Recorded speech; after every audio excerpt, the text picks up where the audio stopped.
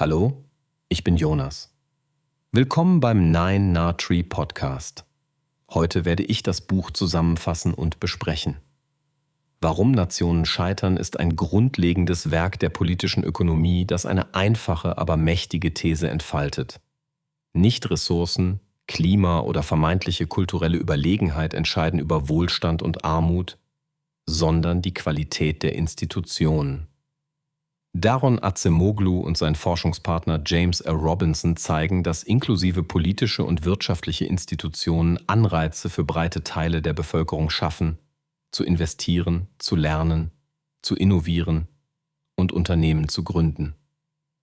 Extraktive Institutionen dagegen konzentrieren Macht und Einkommen bei kleinen Eliten, behindern Wettbewerb, beschneiden Eigentumsrechte und blockieren schöpferische Zerstörung. Das Ergebnis sind Stagnation, Instabilität und wiederkehrende Krisen. Das Buch führt die Lesenden durch Jahrhunderte globaler Geschichte, von der Glorious Revolution in England über die Kolonialherrschaft in Lateinamerika bis zu den geteilten Pfaden Koreas. Mit Präzision und erzählerischer Dichte legt es offen, wie kritische Weggabelungen und Machtkonflikte langfristige Pfadabhängigkeiten schaffen, die Staaten auf Wohlstandskurs führen oder in Armut festhalten. Damit bietet das Buch mehr als eine Diagnose. Es liefert ein analytisches Instrumentarium, um aktuelle Debatten zu Demokratie, Ungleichheit, Wachstum, Staatsversagen und Reformen zu verstehen. Die zentrale Botschaft ist gleichzeitig ernüchternd und ermutigend. Entwicklung ist kein technokratisches Puzzle, das man durch ein paar Rezepte lösen kann. Es geht um Macht, Konflikt und Institutionen. Und Fortschritt erfordert Koalitionen, Checks and Balances und belastbare Rechtsstaatlichkeit. Doch gerade weil Institutionen menschengemacht sind, sind sie auch veränderbar. Warum Nationen scheitern, liefert hierfür die überzeugende Landkarte, um Reformen zu denken, Risiken zu erkennen und Handlungsspielräume zu nutzen. Ich werde Ihnen die wichtigsten Erkenntnisse aus diesem Buch mitteilen.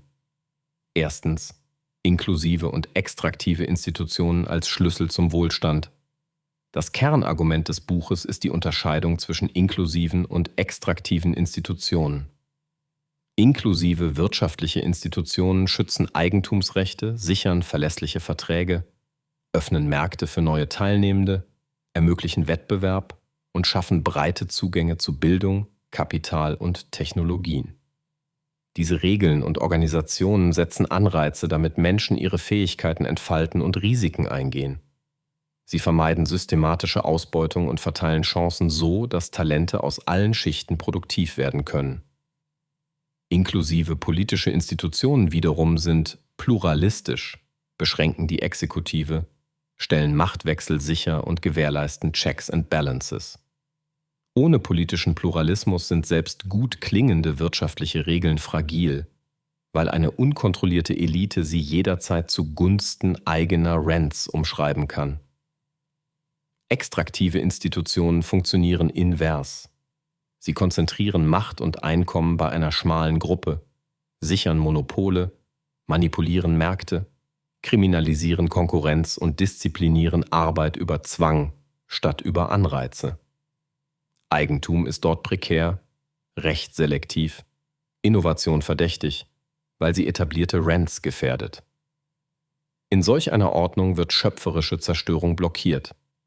Neue Technologien, Firmen und Ideen werden ausgebremst, damit bestehende Privilegien unangetastet bleiben. Wichtig ist die Wechselwirkung zwischen wirtschaftlichen und politischen Institutionen. Extraktive politische Macht erzeugt extraktive Wirtschaft, die Ressourcen für die Elite mobilisiert und ihre Macht wiederum verfestigt. Umgekehrt stützen inklusive politische Arrangements eine inklusive Ökonomie, die durch breiten Wohlstand den Rückhalt für Pluralismus stärkt. Dadurch entstehen Teufels- und Tugendkreisläufe. Das Buch illustriert diese Dynamik mit kontrastierenden Fällen wie Nord- und Südkorea, den zwei Nogales auf beiden Seiten der US-mexikanischen Grenze oder Botswana versus Zimbabwe. Es zeigt, dass ähnliche Geografien und Kulturen bei unterschiedlichen Institutionen zu völlig verschiedenen Ergebnissen führen. Damit entzaubert es deterministische Erklärungen, und rückt den menschlichen Faktor ins Zentrum. Regeln sind gestaltbar, und wer die Macht besitzt, die Regeln zu setzen, bestimmt, ob eine Gesellschaft Chancen eröffnet oder Ressourcen absaugt. Genau darin liegt die gesellschaftliche Weichenstellung, die zwischen nachhaltigem Wohlstand und struktureller Armut entscheidet. Zweitens: politische Machtverteilung, Pluralismus und kritische Weggabelung. Weshalb entstehen inklusive Institutionen an manchen Orten und Zeiten, während anderswo extraktive Systeme fortbestehen? Trotz ähnlicher Technologien oder Trends verlaufen Entwicklungspfade sehr unterschiedlich. Das Buch argumentiert, dass die Verteilung politischer Macht und die Struktur von Konflikten an kritischen Weggabelungen entscheidend sind. Kritische Weggabelungen sind historische Momente großer Umbrüche, etwa Kriege, Revolutionen, Staatskrisen oder Öffnungen im Weltmarkt. In diesen Situationen ist die etablierte Ordnung verwundbar und Koalitionen können Regelwerke neu schreiben. Gelangt in solchen Momenten eine ausreichend breite Koalition an den Tisch, die pluralistische Interessen bündelt und Macht begrenzt, können inklusive Institutionen entstehen. Das klassische Beispiel ist die Glorious Revolution in England, die Parlamentssouveränität und verbindliche Beschränkungen der Krone etablierte. Dadurch entstanden berechenbare Eigentumsrechte, eine glaubwürdige öffentliche Verschuldung und ein Finanzsystem, das Investitionen in Handel und Industrie erleichterte. Wohingegen enge Eliten Krisen monopolisieren, wird die Ordnung oft noch extraktiver. Lateinamerikanische Kolonialverwaltungen zementierten Elitenherrschaft über Land und Arbeitskräfte und blockierten über Jahrhunderte breiten Zugang zu Bildung, Kapital und politischer Mitwirkung. Ein weiterer Eckpunkt ist Pfadabhängigkeit. Sobald eine Ordnung etabliert ist, erzeugt sie Rückkopplungen. Eliten nutzen Kontrolle über Sicherheitsapparate, Gerichte, Medien und Regulierung, um oppositionelle Koalitionen zu schwächen und Reformen zu verhindern.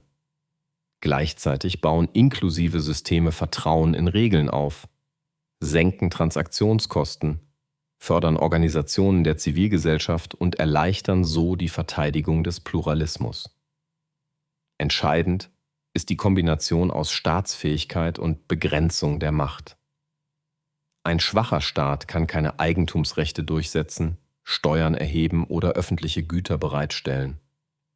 Ein allzu starker, ungebremster Staat wiederum missbraucht Kapazität zur Repression und Rentensicherung. Inklusive politisch-institutionelle Ordnungen verbinden daher effektive Verwaltung mit rechtsstaatlichen Schranken. Wahlen allein reichen nicht, wenn Monopole, Klientelismus oder Gewaltpolitik die tatsächliche Wettbewerbsoffenheit zerstören. Das Buch leitet daraus praktische Einsichten ab.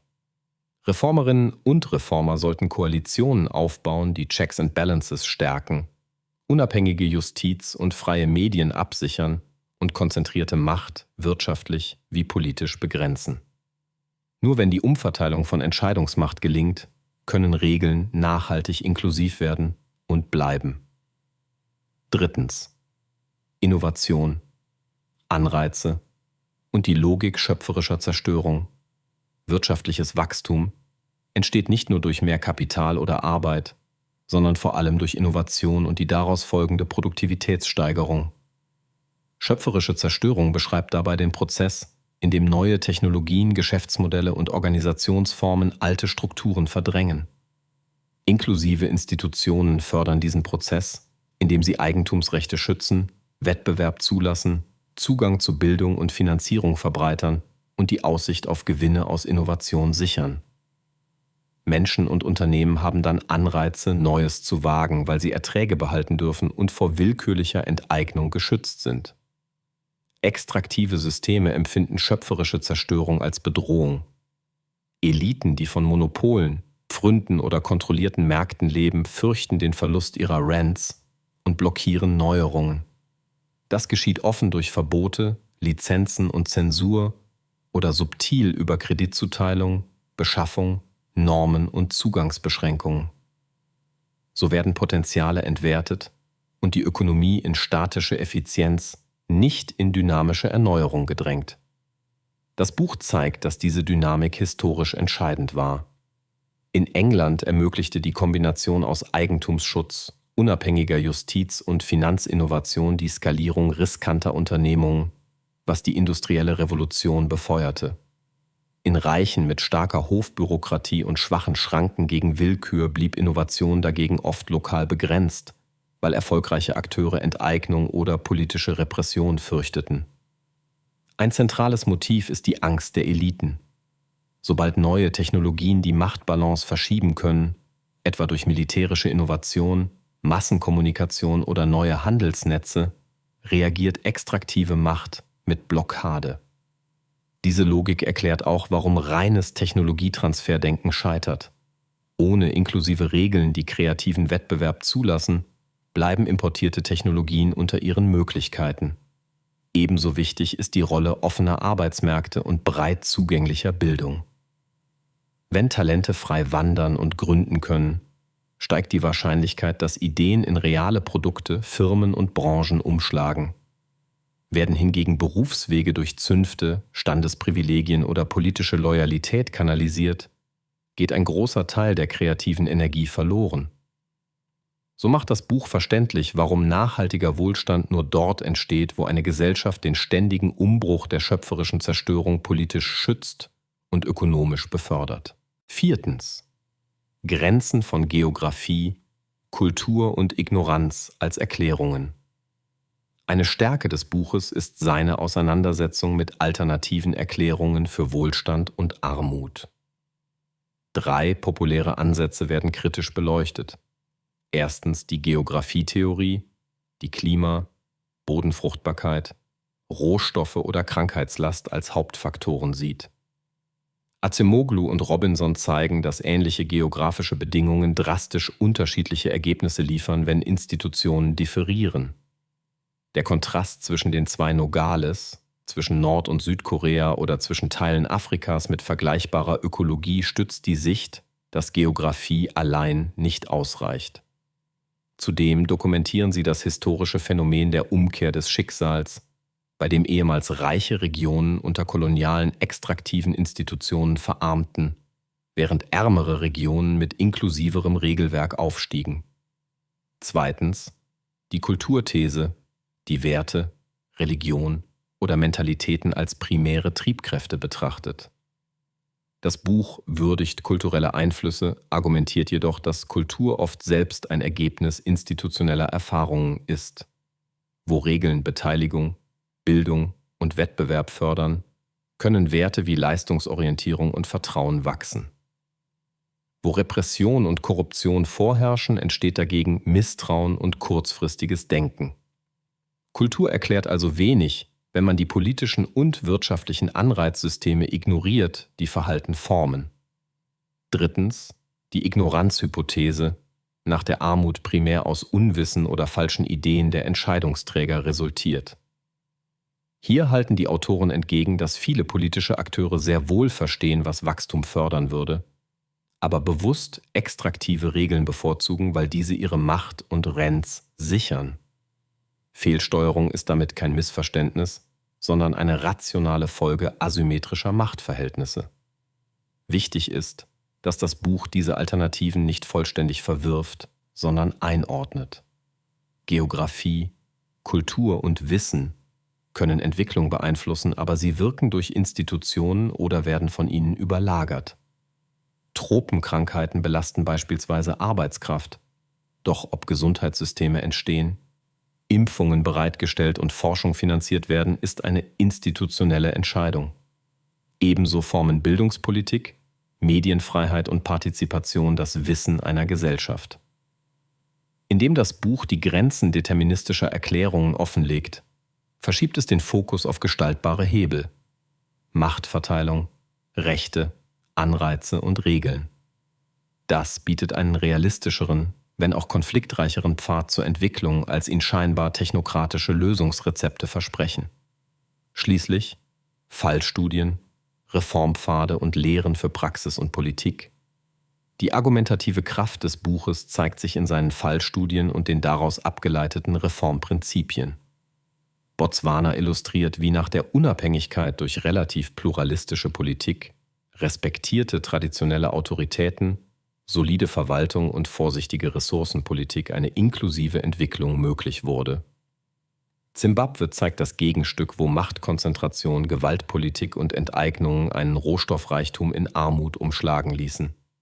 Korea ist ein weiteres Lehrstück.